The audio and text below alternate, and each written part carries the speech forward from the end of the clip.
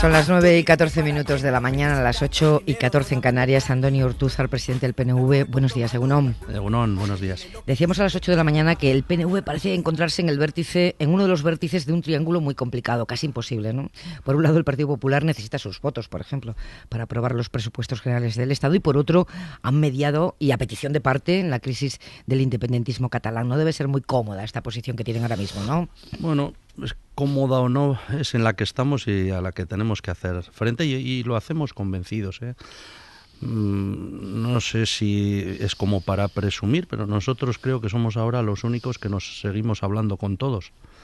Que no tenemos los cables ni los teléfonos descacharrados, como se suele decir. Bueno, nosotros concebimos la política como la solución de los problemas y no como la agravación de los problemas, y en la medida que podamos ayudar, lo haremos. Eso sí, manteniendo una coherencia política. Nosotros somos un partido nacionalista, Partido Nacionalista Vasco, que tiene 122 años de historia y que reivindica la nación vasca, reivindica la convivencia y el acuerdo con todo el mundo, pero desde el reconocimiento de nuestra propia identidad, claro. ¿Nos puede contar ya por qué se frustró la mediación aquella mañana del 26 de octubre, cuando parecía que Puigdemont iba a convocar elecciones de un momento a otro y aquí estábamos esperando? Bueno, pues no sé si merece la pena ir al cuplé aquel de lo que pudo haber sido y no fue, ¿no? Porque nos va a llevar a la melancolía. Pero bueno, nosotros intentamos, porque hay que decirlo así,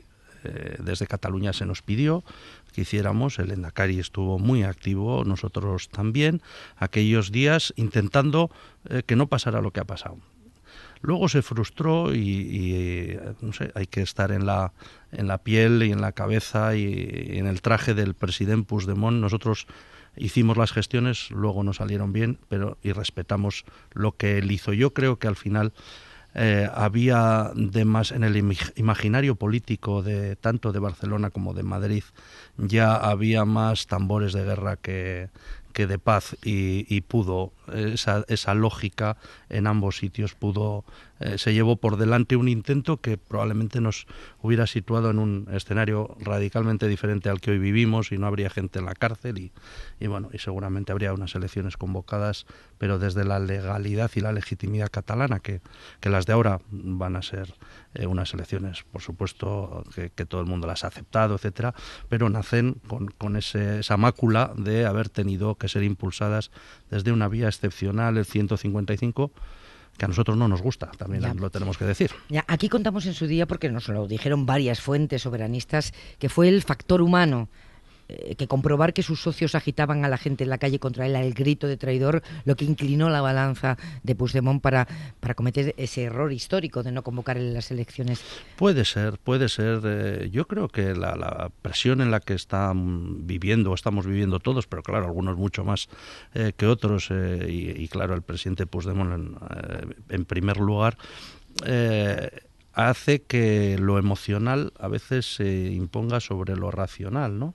Y yo creo que él tenía tomada la decisión de convocar las elecciones, necesitaba algunas certidumbres, y en lugar de certidumbres pues recibió críticas de donde él menos seguramente se esperaba, ¿no? Y eso pues probablemente, entre que no tuvo las garantías o las certidumbres que él creía que tenía que tener, y que luego el patio soberanista se le alteró, o sea, sin saber todavía muy bien lo que iba a pasar. Y antes, a micrófono cerrado, hablábamos de la importancia hoy de las redes sociales, los twitters y esas cosas. Los twitters los carga el diablo, ¿no? Es al final. Y todos somos muy ocurrentes haciendo twitters, y tengo alguno en la cabeza, el de las 155 monedas de plata, etcétera. Claro que luego al que los escribe le oyes escribir otras cosas y decir otras cosas, pero claro, en registros totalmente diferentes. Pero esas cosas hacen mucho daño. Un tuit que soltó Gabriel Rufián aquella mañana mientras esperaba esa convocatoria de elecciones que se daba por hecha por parte del entonces presidente Puigdemont. ¿Fue frustrante para ustedes, para el Lehendakari?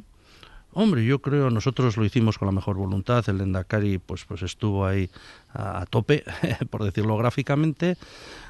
pero nosotros no pasábamos de lo que éramos, éramos, vamos a decir, un DHL, éramos un mensajero urgente y hacíamos la cosa con celeridad y con la mejor voluntad, pero los dos actores principales eran quienes eran. ¿Quiénes eran? ¿Y les dieron alguna explicación desde Barcelona de por qué finalmente no convocaba? ¿Les dieron alguna explicación? Bueno, pues la humana. No habíamos sido suficientemente, o sea, todo lo que se había hecho no había sido suficiente para inclinar la balanza en una decisión muy importante, casi de blanco o negro, que tenía el presidente Puigdemont encima de la mesa. O sea, que la explicación que les dieron fue la humana. Sí, porque, ni condiciones, ni política. Bueno, pero dentro de la humana está también fiarte o no fiarte del que está enfrente. Yo, la enseñanza que creo que tenemos que sacar todos es que para que este tipo de procesos funcionen no hay que dejar que las cosas se deterioren tanto. Yo creo que al final, aquellas 24 horas, el problema es que no había un clima de mínimo reconocimiento, de mínima confianza entre Moncloa y la Plaza de San Jaume, para fiarse el uno del otro y el otro del uno. Y en esas condiciones no fue posible. ¿Y le consta si el Lehendakari ha vuelto a hablar con Puigdemont desde que está en Bruselas? Pues no lo sé, porque el presidente no es que tenga muchas facilidades para comunicarse y está muy activo. Nosotros sí hemos tenido relación con su entorno y por supuesto con el del PDeCAT. Yo estuve el sábado en Barcelona en la manifestación y bueno, pues vemos la situación compleja en la que está la política catalana y especialmente el presidente Puigdemont, su partido y nosotros nos sentimos cercanos a ellos. ¿Y cómo ve usted el último giro argumental del independentismo? Que no había mayorías suficientes para la independencia, algo que fue evidente ya en las elecciones del 15. No llegaron todos juntos al 48% de los votos. Hombre, yo creo que hay un proceso por diferentes vías y con diferentes acentos, pero hay un proceso de autocrítica dentro del soberanismo, del independentismo catalán, que se está reposicionando para el día 21 de diciembre, ¿no? Y yo creo que el reposicionamiento hay que hacerlo para el día 22, porque el día 21 saldrán unos resultados y ambas partes, todas las partes, porque no sé si hay dos o hay más, todas las partes tendrán que asumir ese resultado. Y los números se suele decir, yo soy de letras, pero los números son exactos, ¿no? Entonces, pues tendremos que ver, sumar números, sumar escaños y no hacernos trampas en el solitario, ni unos ni otros, porque me temo la realidad social y electoral en Euskadi, nos ha pasado muchas veces, es bastante tozuda y la sociedad no cambia de la noche a la mañana. Yo no creo que vaya a haber un vuelco en especial o radical en la sociedad catalana, que va a volver a expresar pues que no está a gusto y que una parte, eso es mayoritariamente una parte importante. Sin es duda, que el 48% de una sociedad es muchísima gente. La mitad, claro, eso es sin duda. Hay que atenderlo, ¿no? Hay que atenderlo. Pero no son todos los catalanes. No, claro, sí. Si los partidos independentistas, efectivamente, como usted apunta, tuvieran un resultado similar al 15 que les permitiera gobernar de nuevo, ¿cree que volverían a repetir la hoja de ruta que nos ha traído hasta aquí? Bueno, a tenor de lo que estamos oyendo, no. Pero claro, aquí yo creo que nos estamos convirtiendo en una sociedad de tuertos. Solo vemos la parte que nos interesa, porque claro, dices, es que van a hacer lo mismo. Claro, nadie pregunta, ¿y Madrid va a hacer lo mismo? Porque ¿qué va a hacer Madrid el 22 de diciembre? Vamos a preguntárselo nosotros a Xavier García Albiol. Claro, es que si va a hacer lo mismo, pues a lo mejor entramos en el día de la marmota y los catalanes hacen lo mismo y volvemos a estar en la misma situación.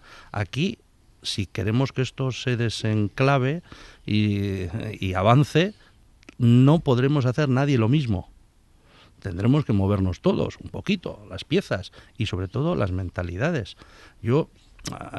Nosotros vemos con preocupación, no es en la clase política especialmente, pero sí vemos con preocupación una especie de renacimiento del espíritu del Cid campeador en España. Estamos leyendo cosas, oyendo comentarios, hablando de rendiciones, hablando de desafíos.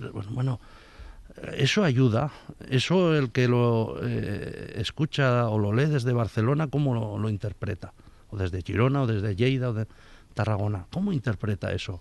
Como, pues a lo mejor como es verdad que no nos quieren, pues nos vamos. O sea, yo creo que tenemos que cambiar todos el registro, si lo que queremos es que haya una solución.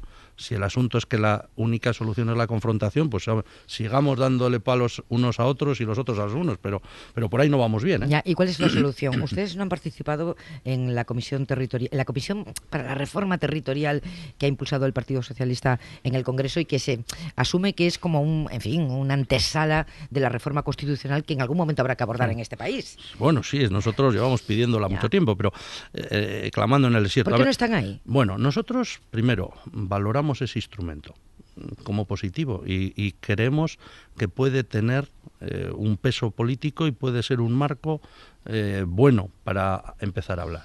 Pero en las condiciones, en política, la gestión de los tiempos es básica. En estas condiciones, con un 155 en aplicación, no hay posibilidades de que los partidos catalanes se sienten en esa mesa. Señor Ortuzar, no me haga lo que Marta Rovira. Después del 27 de octubre, ¿el gobierno podía no hacer nada? No, pero si yo no le digo, yo creo que podía haber hecho otras cosas, ¿eh? ¿Como cuál? ¿Ese día? Distintas, no antes. ¿Y esa noche? Ya, pero estamos en esa noche. Sí, pero ¿por qué no actuó el 25?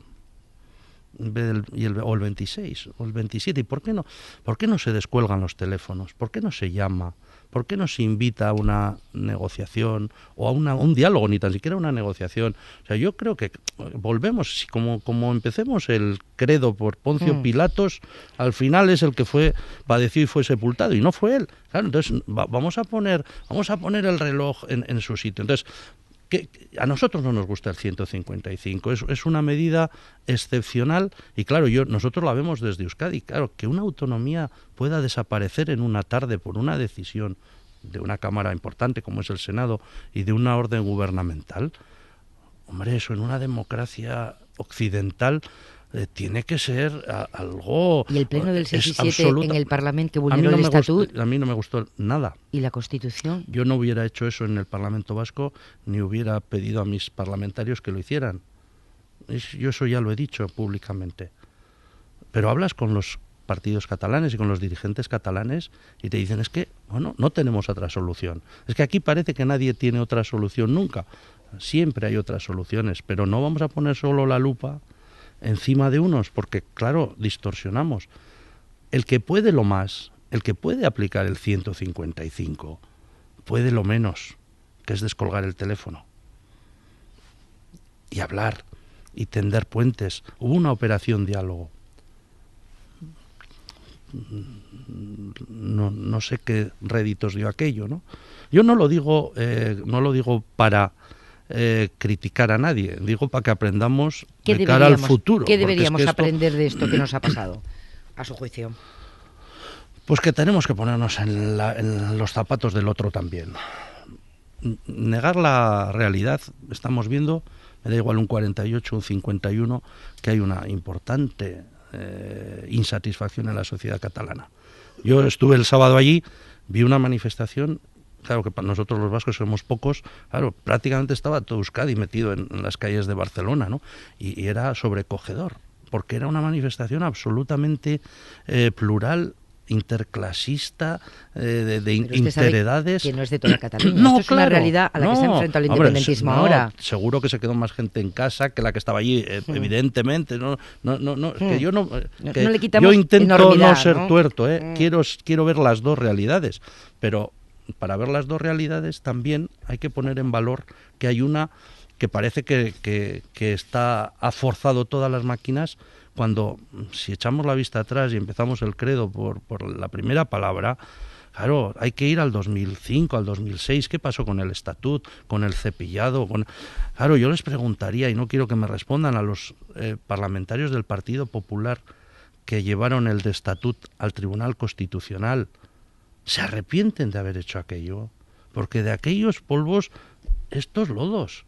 Claro, si hoy el estatuto aquel que incluso había sido cepillado, etcétera, no se hubiera recurrido y estuviera vigente, seguramente no estaríamos en esta situación. Es que ha habido muchos agravios, aquí hay muchos culpables en todo esto. Usted ha dicho claramente que no le gusta el 155, el PSOE ha apoyado ese artículo constitucional tras la declaración de independencia del 27 de octubre. ¿Le crea alguna dificultad en su acuerdo en Euskadi con los socialistas? No, nosotros tenemos una larga historia de relación con el Partido Socialista y como nos conocemos mucho, hacemos unos pactos de gobierno que nos cuesta bastante cerrarlos, pero que detallan muy bien en lo que estamos de acuerdo y también en lo que pactamos desacuerdos. Y el ámbito de todo el tema de autogobierno, etcétera, pues es un ámbito de desacuerdo, porque ellos son un partido estatal, nosotros somos un partido nacionalista vasco, y eso sabemos que tiene desarrollos, pues que nos va a llevar a desarrollos diferentes.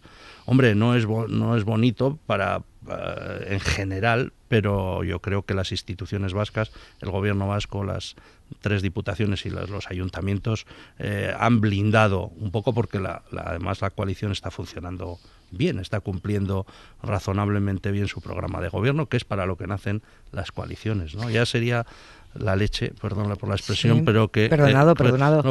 Que por este tema que es muy grave, que ya está teniendo suficientes consecuencias graves, tengamos un efecto colateral en Euskadi que donde las cosas están funcionando razonablemente bien. Ustedes han dicho claramente que no están por la unilateralidad, lo han dicho por activa y por pasiva, pero ¿en qué consiste la consulta habilitante a la que proponen someter la reforma de su estatuto antes de mandarla a las Cortes españolas? Porque pues esto no está en ningún ordenamiento legal. No, pero hay que verlo como un instrumento novedoso y yo creo que democrático y clarificador. ¿Qué es lo que ha ido pasando en el proceso catalán? Nos pasó a nosotros antes en la época del nuevo estatuto, etcétera. Bueno, siempre se hablaba de cuál es la mayoría, qué quiere la gente, qué no quiere la gente. Bueno, pues lo que nosotros proponemos con la consulta habilitante, que no es un sine qua non, pero nos parecería que es adelantar y quitar problemas, adelantar trabajo, es que la sociedad vasca se pueda expresar antes de votar, antes de empezar un procedimiento de negociación con el Estado sobre qué quiere, ¿no? Si esa reforma del estatuto que estamos negociando y que ojalá salga con bien del Parlamento Vasco es lo que ella quiere. Y si ella quiere eso, ¿qué pasa si luego las Cortes españolas pero que lo sepa, que sepa.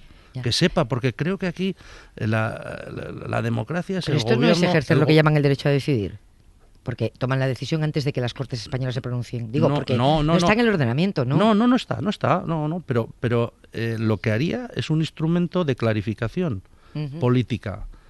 Tampoco nosotros le damos consulta habilitante, nosotros no le llamamos referéndum vinculante o decisorio, Nosotros ya sabemos para qué sirve eso.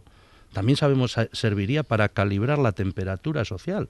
A lo mejor luego la sociedad vasca va poca gente a votar y vota que sí o vota que no, y entonces nosotros mismos como representantes políticos nos damos cuenta de qué fuerza tenemos. ¿Lo tienen hablado esto con los socialistas? Sí, pero bueno, a ellos no les gusta, ¿no? Claro, esto es un tema que tendremos que ir hablando entre todos, porque es verdad que no hay que poner el carro antes que los bueyes, y antes de hablar de consultas habilitantes o de la parte instrumental y metodológica, hombre, tenemos que ver si somos capaces de, si nos ponemos de acuerdo, una parte importante de la sociedad vasca, más incluso que la que impulsamos el año 79 el estatuto actual, si nos ponemos de acuerdo en los contenidos del nuevo estatuto, porque sobre algo tendrá que posicionarse la sociedad, sobre algo claro. ¿Es para evitar polémica que la próxima renovación del concierto y la nueva ley quinquenal del cupo va a ser aprobado en el Congreso por el trámite de lectura única, sin posibilidad eso es así, de enmiendas? Eso es así. Digo porque Ciudadanos se queja de que se hurta el debate. No, lo han acordado PSOE, PP y ustedes. A ver, Ciudadanos que te pone por bandera la Constitución y el ordenamiento jurídico vigente, tiene que leer las leyes, y las leyes estipulan que el acuerdo es así. Si hay una cosa importante en el concierto económico, aparte de la suficiencia financiera que nos da a nosotros, es que es un instrumento bilateral en el que tanto monta tanto el gobierno español como las instituciones vascas. Y ni nosotros le podemos imponer nada al gobierno español, ni el gobierno español nos puede imponer a nosotros. La ley que se va a votar es una ley pactada entre ambos gobiernos y no se puede modificar. Se puede aprobar o no aprobar, porque es que si no rompería un pacto. Claro, si un tercero, que sería el Congreso, pudiera meter pluma y quitar y poner cosas, la otra parte ese acuerdo quedaría modificado y nosotros quedaríamos desairados, ¿no? Esto es así, ha sido así toda la vida, ¿eh? Y lo contempla, esto forma parte del bloque de constitucionalidad, y la Constitución hay que cumplirla para todo, para lo que a uno le favorece y para lo que no le gusta tanto. ¿Teme el PNV que la crisis catalana se resuelva con una recentralización o una tentación de recentralización? Hombre, en algunos ámbitos se escuchan esos tambores, ¿no? Sería un error gravísimo, porque creo que de todo esto, y cuando haya un mínimo sosiego, tendremos que colegir que hay una crisis de modelo territorial. O sea, el 78, la Constitución dibuja un esquema, los estatutos de autonomía dibujan otros, y luego hemos tenido 40 años de trayectoria de cumplimientos, incumplimientos, sentencias del Constitucional, aplicación de la normativa europea, que han transfigurado completamente. El Estatuto de Gernika, por ejemplo, del 79 no tiene nada que ver con lo que es hoy el autogobierno vasco. Durante este tiempo nos hemos dado cuenta que hay crisis. Los vascos no estamos a gusto, los catalanes no están a gusto, probablemente si preguntamos a otros tampoco estarán a gusto, porque hay un tema de financiación autonómica que está ahí, ¿no? Pues si no estamos a gusto nadie, hombre, sentémonos en una mesa y veamos cómo podemos mejorar, ¿no?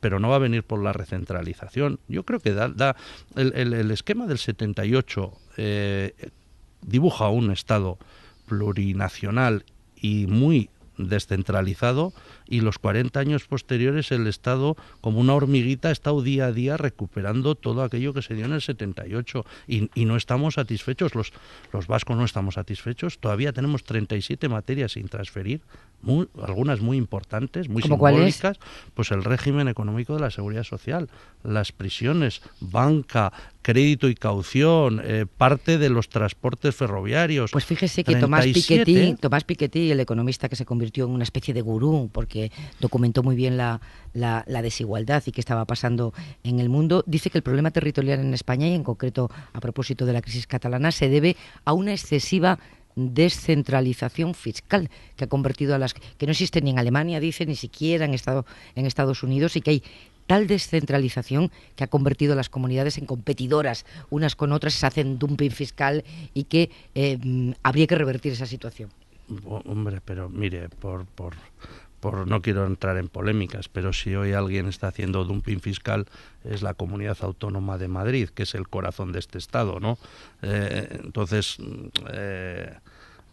no sé si... No, lo digo por el lado de que ordenar las competencias tiene que ser necesariamente dar más, o hay algunas que al ordenarla pueden revertir a la administración central. A lo largo de estos 40 años hemos visto que hay gente de comunidades autónomas que ha renunciado a ejercer competencias y estaría dispuesto a devolvérselas al Estado. Si nosotros no queremos que nadie tenga que ser más autónomo de lo que él quiera, pero que eso no sea el umbral máximo para los que sí queremos más.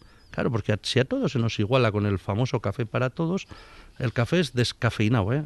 Ese café, el de que es igual para todos, es descafeinado, no va a tener la sustancia que nosotros, que somos un partido que reclama que Euskadi es una nación, necesita ese nivel de autogobierno. Tenemos que terminar y me apunté aquí. No se puede ir sin decirme si apoyarán por fin los presupuestos del año que viene.